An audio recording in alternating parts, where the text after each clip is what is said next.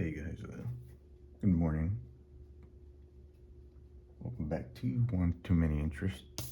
Today I think this is probably my best haul so far. Um, this was a yard sale that this guy advertised on Facebook Marketplace. And I was debating if I wanted to go because there's only a few items that I were really interested in from the pictures that he posted. But it turned out to be really good. Just put it that way. But first off, I know it's not comics or sports cards, but these have like a little bit personal meaning to me because me being a veteran, as I've mentioned before. But this is one of the generals that I idolized before I joined the military. So just the Time magazine title's talking Saddam. It's about General Schwarzkopf. He was the leader of the Gulf War back in 1991, and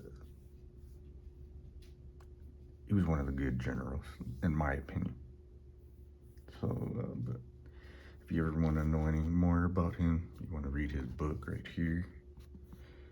It's called Generals, it's autobiography by him. It's called Doesn't Take a Hero, but it goes through his whole upbringing as a child, and he had 2 tours in Vietnam as well. So that was a pretty cool little find. Next, this one has another personal meaning. It's not a Time magazine. This is just a one shot from 1991, I guess, right before the war started. But this is military history, Desert War. And on the cover, you have a soldier wearing mop gear. And let me tell you, that's not fun to wear in 100-degree weather for hours on end, man. You want to talk about claustrophobic? That will make you become claustrophobic. Yeah, that's just another thing. I actually driven one of those just once. I wasn't an actual driver for that, but I was a driver in the military. And so that's why I became a truck driver afterwards. Another one, I just wanted to get this one out of the way too. It's not a comic book, but if you're into horror and monsters, I found this as well. It's a beautiful magazine, and it's a one shot. So for whatever reason, during 1976, Erie Publications, I guess they put out multiple magazines that had to do with Dracula that year for some reason. But this is one of the more desirable ones. It has Bela Lugosi on it. It also has a short story in there by Bram Stoker himself.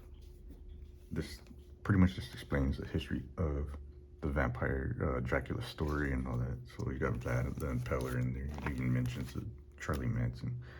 But this is the back cover. Wanted to show you this before I put it in the board, but this picture is just awesome.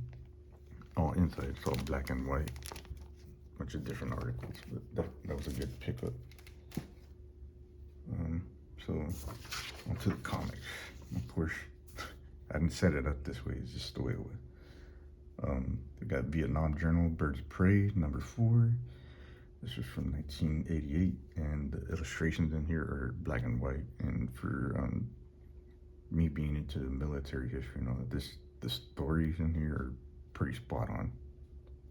So if you want something that's more realistic when it comes to war, this is something that you want to read.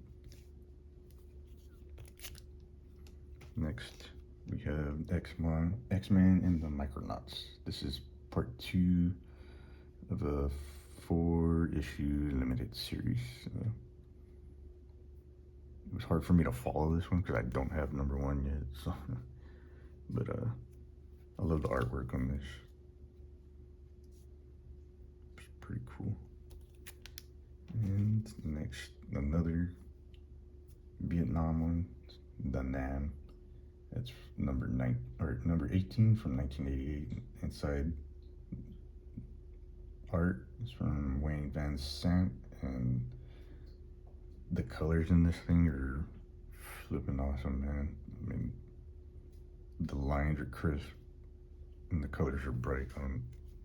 It's one of the more better illustrated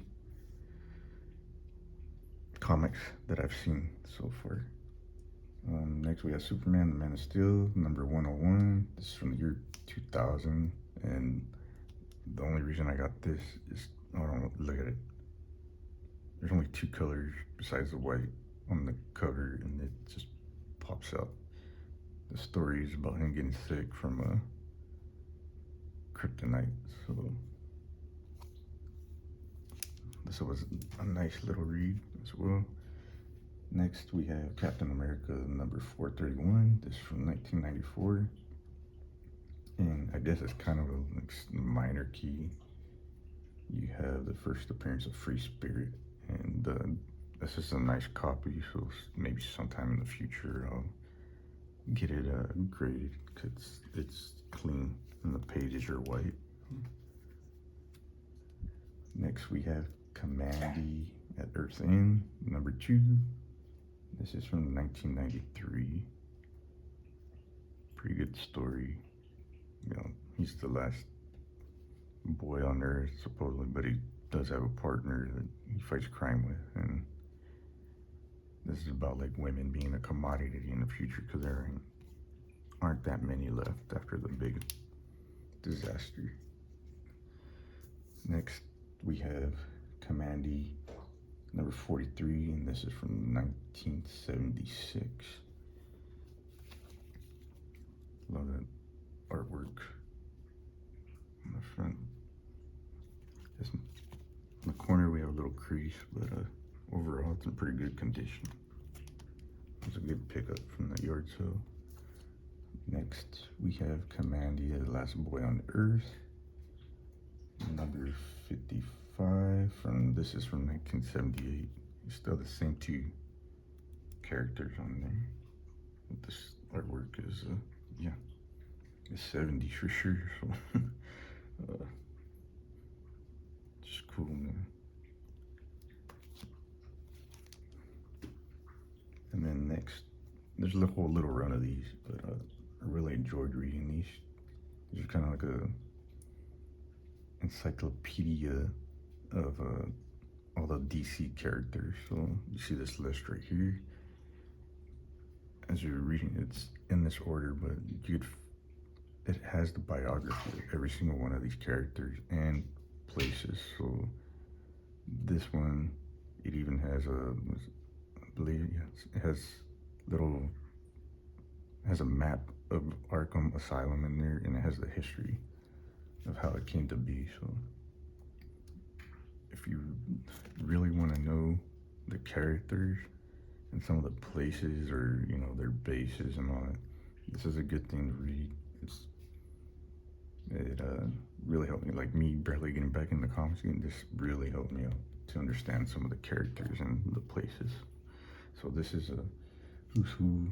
This is from March of 1985, and each one of these had a little wraparound covers. So all these characters are on the front and back. So this is Who's Who from November 1985, and these explain from Garn Danuth all the way down to Guardians of the Universe, and they go in alphabetical order as well. Next we have Who's Who December 1985. I guess it's issue volume 10. So this one goes from Gunner and Sarge all the way down to Hyena. But look at that, man. I mean, it's just, when you look at the back of these things, it's awesome. Just look at this little collage of all these characters. This is Who's Who. It's an update from 1988. So these, obviously, you know, it's an update, and it rewrites the biographies to a more updated version of what they were writing at the time and using the characters for in the series. So, next one, when I bought it, it had a sticker on there. It said like key, but I think it's more for the art. People really want this one. So Sensational She-Hulk number 52, and it's a Adam Hughes cover. There's two versions. There's one with this and one without this little advertisement right here for Dragon Month. So the one without it is worth a little bit more. But I mean, the cover though, it's beautiful. Takes me back to like late 80s, early 90s vibe. Women wearing cutout sweaters and all that. Next we have Toxic Avenger number 4 from 1991. This guy, I've won a Toxic Avenger number 1 and a lot from Goodwill, so I just grabbed whatever Toxic Avengers you had there at this yard sale to maybe complete this run because it was only 11 issues. So next we have Toxic Avenger number 8 from 1991. Just love this. I like anything that has like a flag, American flag, or anything patriotic on it. So in this one, you have Statue of Liberty. It's pretty cool. So I guess that's a veteran in me that likes that stuff. This one I was surprised to find. It's the Toxic Avenger number 11. And this is the final issue with a little scene from the movie on there. And yeah, this one's worth a little bit more. I guess when people that want this issue, so it's a cool little read. I was just like his character. He's always just talking to himself, so pretty cool. This one's the Silver Surfer and Warlock Resurrection, 1993. This also has that little, it's from the same time period as the She-Hulk that I just showed. So pretty much I just picked this one up because, like I said, I'm a sucker for blue covers, and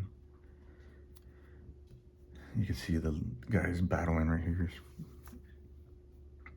But this was also, when I was reading it, this is a pretty clean copy of this edition, so it's not like anything big, but I'm just happy to have found that. Next, we have the Demon number 24. This is from 1992. This is also a pretty clean copy. But this one reminded me of Sarah Connor, you know, Terminator. So pretty funny. Hasta la vista hair bag.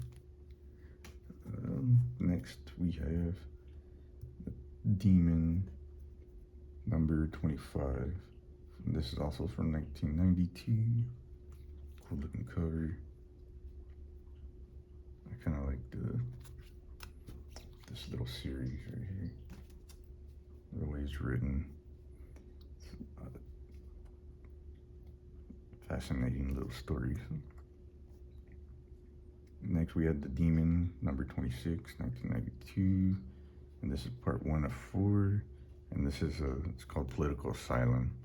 So it's a story about him getting chosen to run for president, and you know, there was a presidential election here in 1992, so it kind of coincides with that. And this is number 4 of that part 4 in series from the Demon. This is also from 1992. Like I said, I love anything that's a little patriotic. So it's him holding the flag. Reminds me of the Marines on Iwo Jima, most famous picture. And then we have the Demon number 30. This is also from 1992. That was after it's after the election, so they had to come up with something else. This is from December, so, but it's a cool cover. I love that cover. That's not the Demon, that's another character, Astaroth, and he's from depths below. And go back in time. This is Demon #1 from 1986. And I guess when I looked this one up, it has a little bit of value to it too. So that was just a lucky find, and that was just me getting into the Demon. This one I just mainly bought for the cover. So I don't know if you can see. It's Teenage Mutant Ninja Turtles versus Street Fighter. The storyline is, but the art on this cover it's awesome, man. But this is from some newer issues from 2023, and this is variant cover B. So, but look at that, man. Two of my childhood favorites, put together in one comic. Can't beat that, man. This one is called Inuyasha. It's #3. It's from 1997 from Viz Comics. This one like I mentioned before, my daughter, she's into anime and manga and all that, so that's pretty much the reason why I picked this one up. But it was still a cool little read. It's very colorful on the cover, but inside the artwork is black and white. So it's a cool little read. This right here was the jewel that I found. This officially is the oldest piece that I will have in my collection. So it's Crime Does Not Pay, #92 from 1950. And I wanted to look up how many of these were actually graded on CGC. And in all grades alone, there's only 15 that have been graded. It's complete. The bottom of it, it has some folds and stuff in the cover. There's one page in here that has a rip and it's folded down. It's really small, but I think it's a manufactured defect, because when you unfold that piece of paper, it's the cut of this long, it's right here in this area too. It doesn't match up with the edge. So I think it got ripped during production and then cut afterwards, which is a manufactured defect. It's not something that happened after. I think it happened before, but this right here, I was really happy to find this one, because it's from the 1950s, and this is the series that caused them to create the comic book authority code. So this is an awesome piece. I was gonna read it, but when I opened it up, it looks more like a novel. So like, nah. And plus, I didn't want to handle it more than what I had to. It's an old piece, but I was really happy to find that one. Next, we have a competitor to Mad at the time. So this is Cracked, and satire. So, but these, I think kids should be reading these, man, because these are timepieces of what was going on politically and what was on TV, the movies that were out at the time. And this was before comedy got censored. So this is when you can make fun of anything and not get offended. So, and this is Cracked #274, and this is from 1992 as well. And you got the Batman movie, you got Catwoman, and the Penguin, which was portrayed by Danny DeVito.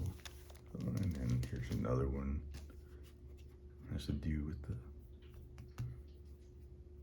this is Batman as well. So, Mr. Freeze, that was played by Arnold Schwarzenegger in that movie. This is a cracked. What was the issue? Is this? No, it's 320. This is from 1997, so this is way later. But the cover art on this one is from John Severin, who's known for a lot of his artwork in the comic world. So these are just cool little pickups, man. Let me show you.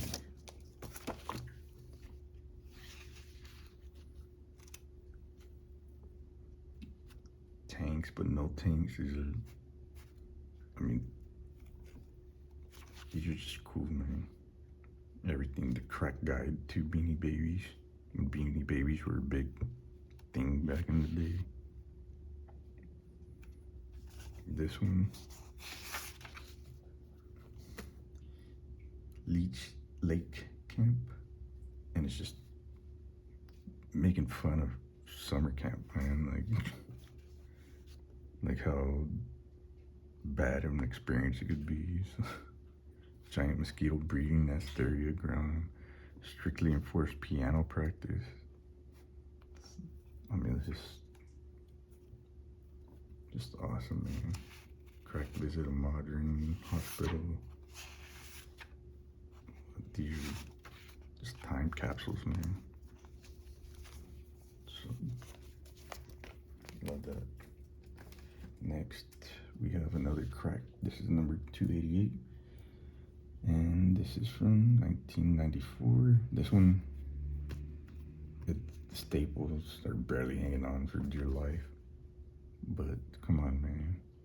Bruce Wayne's World, Batman, and Wayne's World combined. You can't go wrong with that, man. Just awesome. This one is another competitor, but this is put out by Marvel. This is the Crazy number 51 from 1979. The back cover has some damage on the back, but I picked this up because it had some sentimental value. Obviously, you had Donnie and Marie Osmond, and you have John Travolta and Olivia Newton-John, you know, from Grease. In the middle right here, you have Robin Williams, and the backstory is that when I was stationed over there in Iraq, I was chosen to have some R&R. Nobody knew exactly what it was, so we were all piled into a tent, and turns out that Robin Williams was in theater, and I got to see him perform on stage. And I gained a lot of respect for this man because he was funny as heck, and he took time out of his life to go visit troops in a war zone, to go make us laugh and forget where we were for that amount of time, man. That he had an amazing ability, man, just to make you forget your problems. And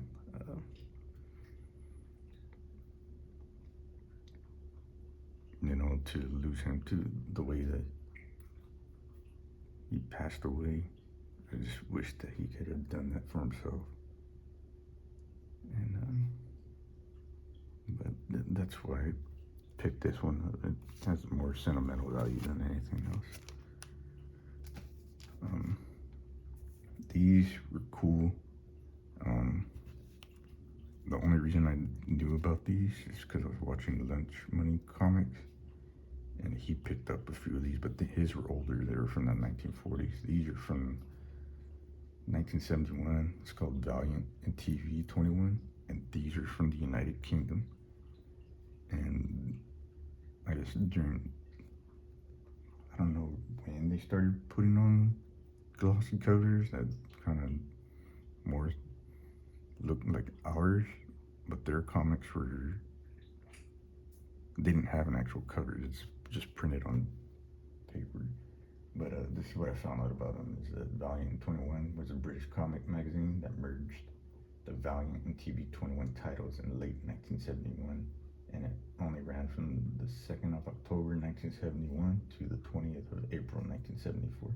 So they were only in production for 3 years, and they were published weekly, and